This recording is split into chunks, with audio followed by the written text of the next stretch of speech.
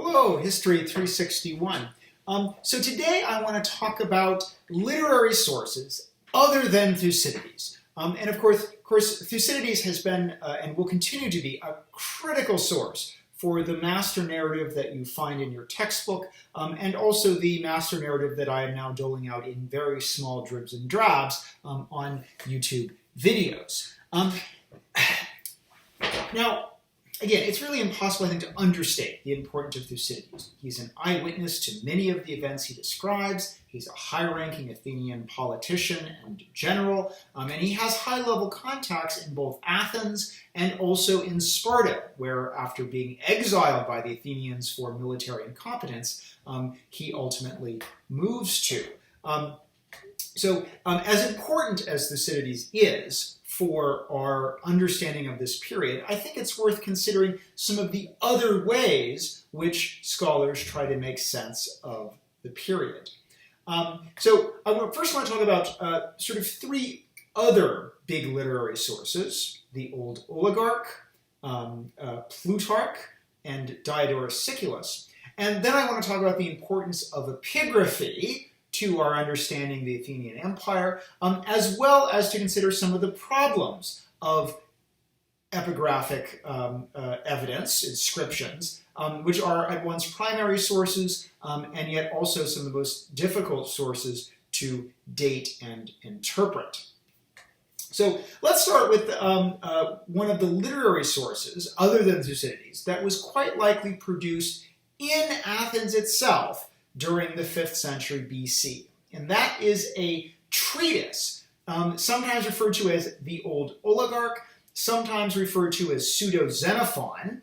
Xenophon is a writer who is primarily active during the 4th century BC.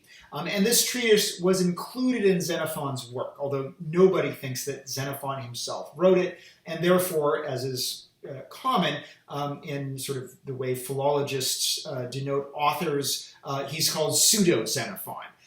We don't know who he is. Most people think that he's an Athenian aristocrat, and no one's exactly sure when he wrote. Most people think that he's 5th century. Some argue that he's actually one of the earliest examples of 5th century Attic prose, suggesting he's writing in the 440s. Which means he would predate not only Thucydides, but possibly even Herodotus, although Herodotus does not write in the Attic dialect.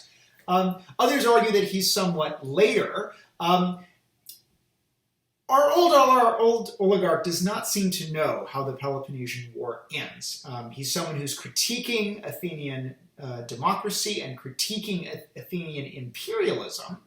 And the fact that he doesn't bring up the fact that there was a massive defeat in the Peloponnesian War in 405, and the Athenians for a while lost their democracy, and the Athenians for a while lost their empire. The fact that he doesn't bother to mention any of that suggests that he is indeed writing prior to the end of the Peloponnesian War, and maybe even prior to the Peloponnesian War itself, although there is a kind of minority opinion that the Old Oligarch is writing after the Peloponnesian War, and this is some kind of elite rhetorical exercise. I don't find that terribly convincing, but the fact that you have this range of dates, anywhere from the 440s all the way even into the 390s, shows us how little we actually know about the Old Oligarch. We don't even know the guy's name. In fact, frankly, we don't even know that it's a guy. So the Old Oligarch, nonetheless, writes, the genre is actually one that will be picked up by later writers. It's essentially a politeia. He's describing the constitution of the Athenians. This is something that, say, Aristotle will write, that you're reading for one of your projects, the Athpol, the Athenaeon politeia. Now, the Old Oligarch is analyzing how the Athenian democracy works and the relationships between the Athenian democracy and the Athenian Empire, and is analyzing as a very hostile observer. The Old Oligarch does not like the Athenian democracy and does not like the Athenian Empire. At least the persona is as an aristocrat who thinks that the democracy is not well ordered, it does not have eunomia, and sees the empire itself as basically exploitative. That said, there is a kind of grudging administration, grudging admiration for how the democracy manages the empire. Throughout the Old Oligarch is the idea that while the democracy does not manage things as best they could be in an absolute moral sense, at least from the moral sense of presumably a quite wealthy Athenian anti-democratic aristocrat, the democracy nonetheless runs the empire for its own benefit, and therefore, from the point of view of the democracy, the empire creates a virtuous cycle in actually strengthening the democracy through the exploitation of the sort of imperial periphery. Now, it is from the Old Oligarch that we get the basic analytical link between the navy and the Athenian democracy, an analysis that you find in your textbook and that I at times have provided in lecture. The idea that the reason the people rule is precisely because they provide the rowers and the bosuns and the crewmen for the ships, and because the people are so necessary to man the navy, and the navy is so necessary for the Athenian hegemony, that this strengthens the democracy. And so this sort of link between the democracy and Athenian thalassocracy very much is embodied in the writings of the Old Oligarch. And the Old Oligarch then describes how the empire is structured for the benefit of the Athenians, including even the fact that if two different allies get into a dispute, they have to come to Athens so that that dispute can be settled. And in coming to Athens, they, essentially sort of as tourists, benefit the Athenian demos by having their cases settled there.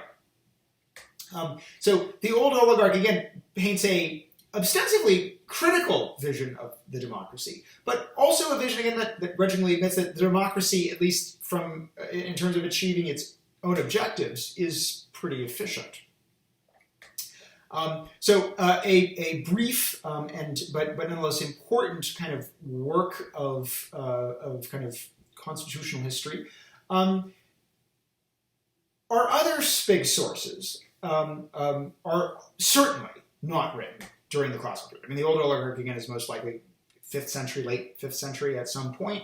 Our other two sources, Diodorus Siculus and Plutarch, come much, much later. In fact, both of those authors write in a Roman context. Diodorus Siculus is writing in the late Roman Republic and maybe into the early Empire. There's exactly when Diodorus wrote is a bit of a puzzle, but for the most part, he's writing the late Roman Republic up into the triumviral period. Now, Diodorus is Greek; he writes in Greek, but he's living in Sicily, which is at that point a Roman province. So he is a Greek subject of the Roman Empire.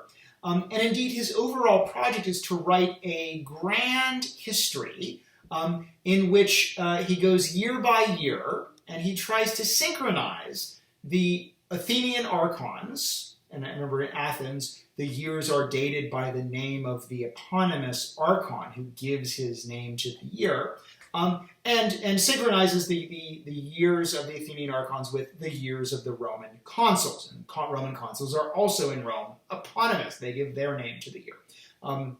So Diodorus actually tries to synchronize Greek and Roman history. And in some ways, this desire to synchronize the narrative of Greek history with the narrative of Roman history probably has something to do that Diodorus is a Greek subject of the Roman Empire at a particularly tumultuous moment in Rome's history, a period defined by civil wars, violence, and at times chaotic constitutional change.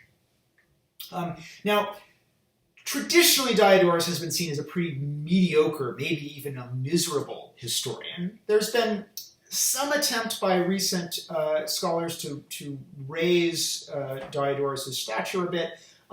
That said, he is mostly valuable to us. I mean, he's writing a good 400 years or more after the events that we're interested in. And his usefulness to us is, does he use prior sources? Sometimes it does seem that he uses sources that are closer to the event and are considered quite useful. So, for example, for classical Greece, he uses a lost historian named Ephorus, but we do know that Ephorus was considered a pretty darn good historian by his own contemporaries. And so, while Diodorus, while his reliability is always suspect, while we don't always know where he's getting his information, he nonetheless at times does provide us with information that we don't get anywhere else. And we actually talked about a bit of this information.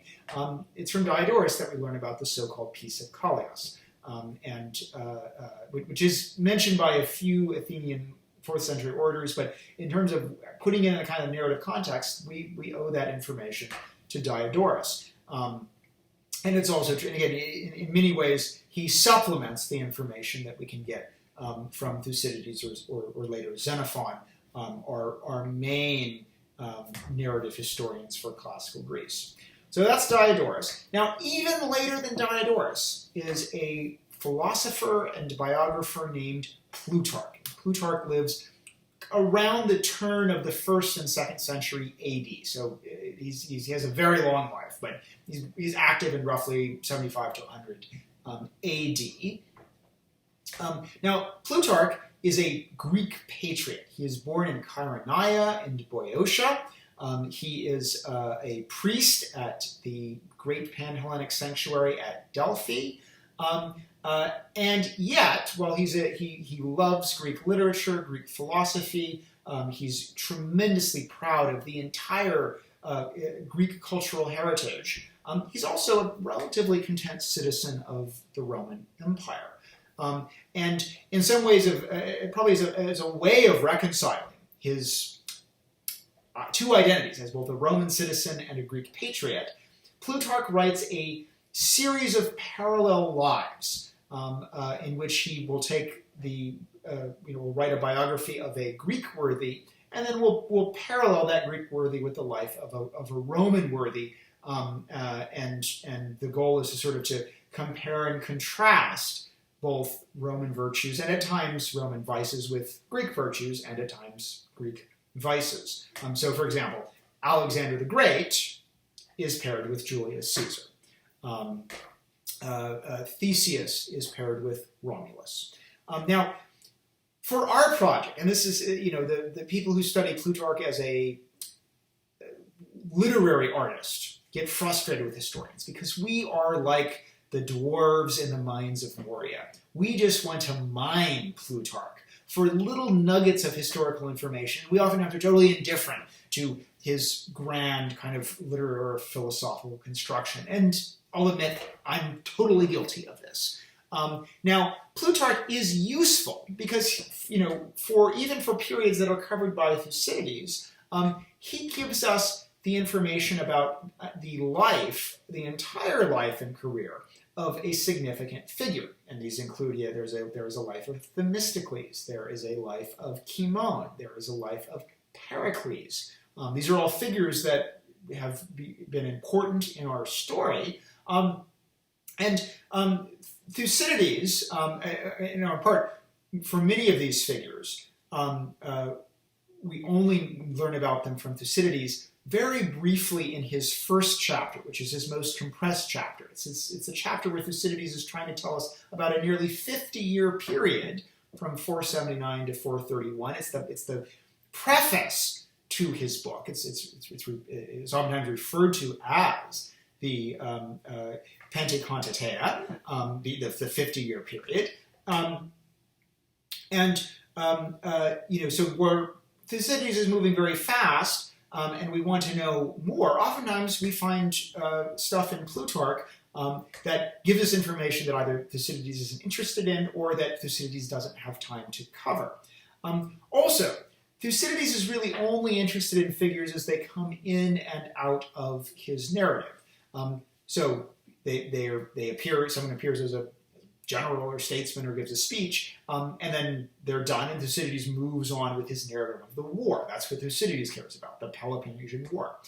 Plutarch is interested in these figures for their whole lives. He gives us a cradle-to-grave vision, and sometimes that's quite important. and that we want to say, what does the career of a high-level Athenian politician look like? And we say, well, we know what it looks like because we actually have the life of Themistocles and Cimon and Pericles. And this can tell us things about their education, their upbringing, their family life, that they're sort of the ladder of their career that can be useful. And that kind of information is more likely to be in Plutarch's lives than, I mean, Thucydides is just not interested in, who someone married or what their mistress was like. And yet that could be interesting if you were, say, trying to tell a story of gender. Plutarch is therefore important in that aspect, even though he's radically removed from the period. I mean, Plutarch is writing around 100 AD, and we're using him for events that took place in the 450s, 440s, 430s, and that's over 500 years removed. And yet, sometimes he has information that we need. So there are more literary sources. Again, sometimes we'll find little historical snippets in later Athenian orators. But I think in terms of literary works that provide us with a big vision, those are three right there. And of course, we'll also encounter someone like, say, Aristotle and his Athpal.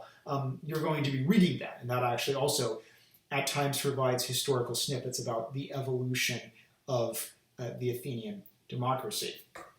So finally, I just want to talk a little bit about epigraphy.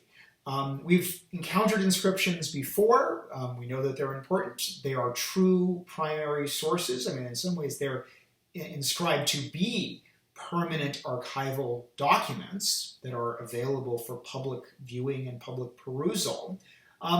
But the Athenian, the advent of the Athenian democracy, but especially the advent of the radical democracy, leads to an explosion of the epigraphic habit. Much, much more stuff gets inscribed in the democracy than in any other Greek city-state. And it seems a lot of that has to do with the need in a democracy for transparency.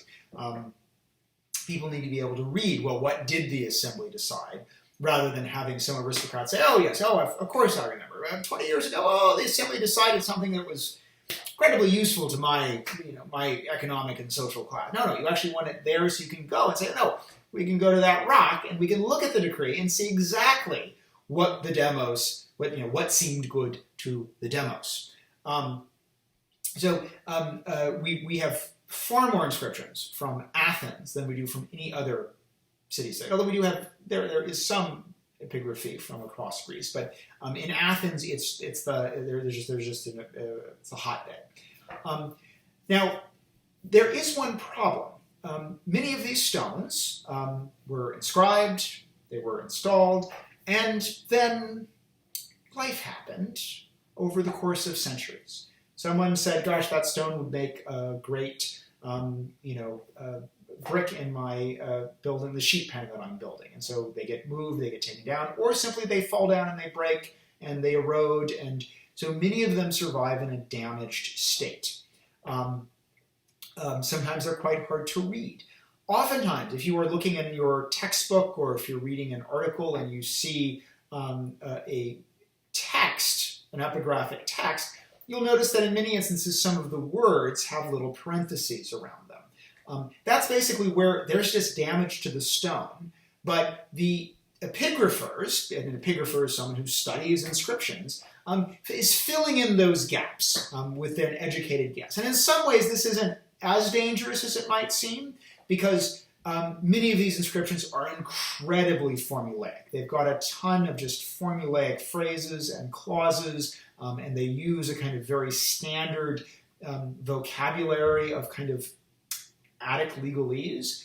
And as a result, oftentimes if there's a missing word or if there's a set of spaces and then a couple of letters, it's oftentimes not hard to fill in a word and reconstruct the legalese. But that being said, when you look at the text in, say, a book of an inscription, oftentimes there's a lot that has been filled in by the educated and oftentimes probably correct guesses of a modern epigrapher, which is always just a bit of caution when approaching that evidence. It's been heavily reconstructed. Now, there are other moments where simply we don't know what the rock says because half of it's missing.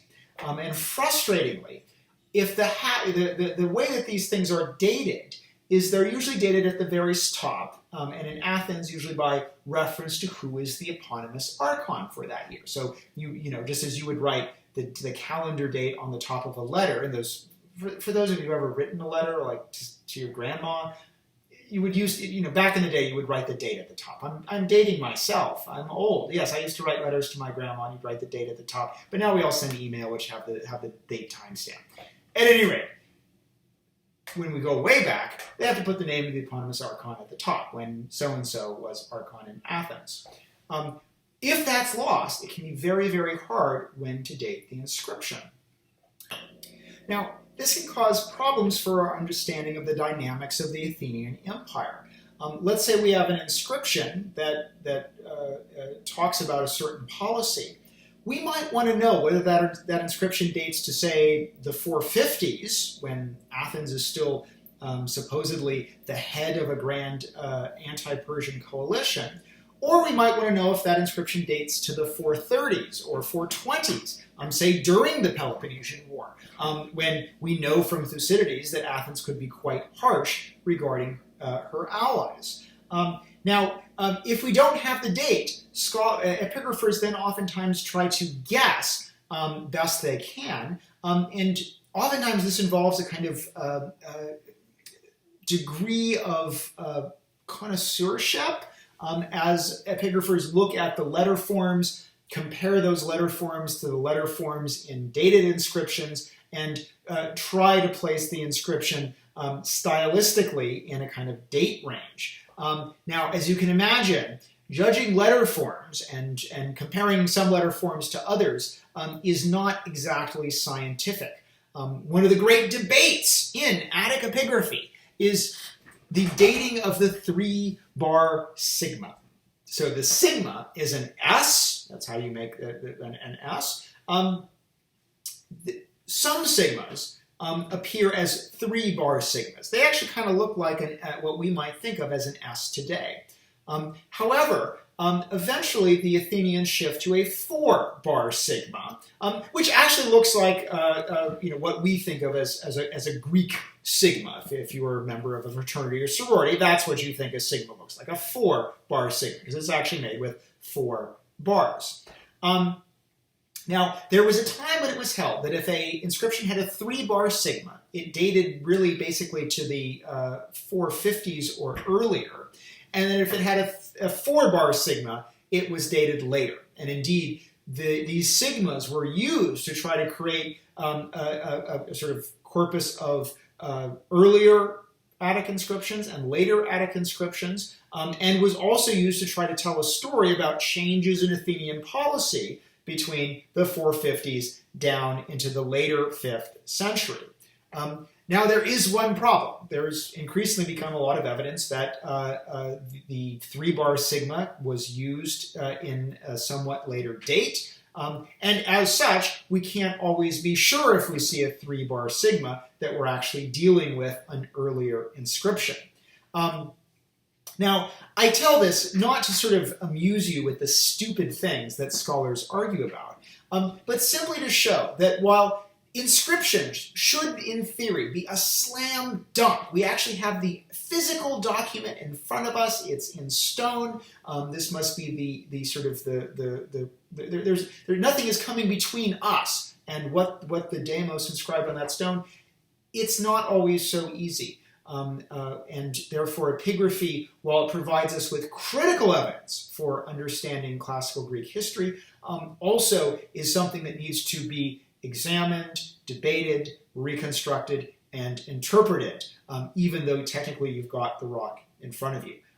This is just a reminder that as we look at all of these imperfect sources, whether it's a 5th century treatise, the date of which we can't know and the author of whom is unknown, whether it's the use of later literary historians, or whether it's the use of epigraphic material, reconstructing the history of classical Greece is an extraordinary challenge. So on that challenge, I will leave you. I hope you have a happy holiday season. And when we come back on Monday, we will start exploring the chaotic and violent period of the Peloponnesian War. See you then.